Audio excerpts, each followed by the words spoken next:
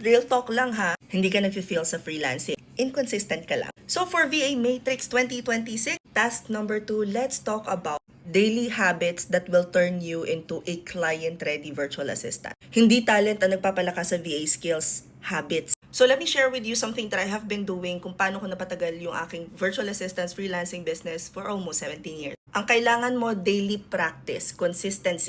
Kasi habits ang backbone ng success, lalo na sa freelancing.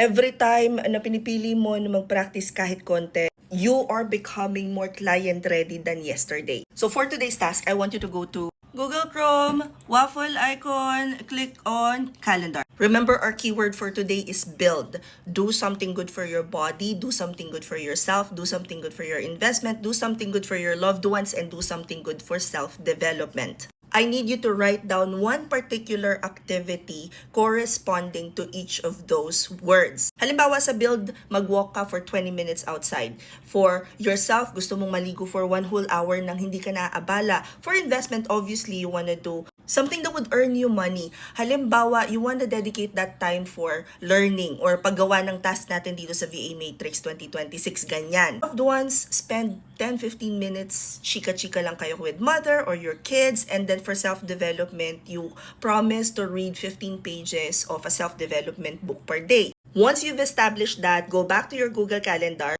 click the plus button, click on event, pagkatapos this will pop up. Example for body, gusto mo ng outdoor walk for 20 or 30 minutes, ischedule mo siya ng 9 p.m. hanggang 10 p.m. and then you wanna repeat that every single day. Or click on more options, adding reminders. Recommendation is to color code your tasks para mas organized natin. Once you're done, hit save. And you will now automatically see every single day nandyan na yung 9 p.m. body. At hindi mo lang siya bastang ipaplot ha, kailangan susundin mo talaga kung ano yung nakaschedule mo. 5 bagay lang naman yun na kailangan mong ma-hit every single day. Hindi kailangan na perfect, kailangan lang consistent.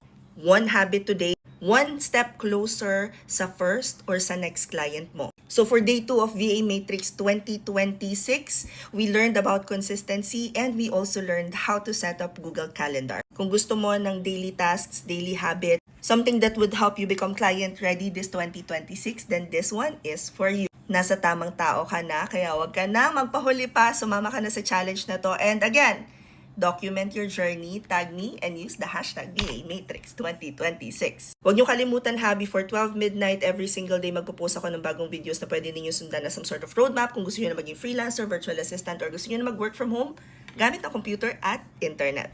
Comment any questions you guys have about working from home. Follow for more work from home chismis. Bye!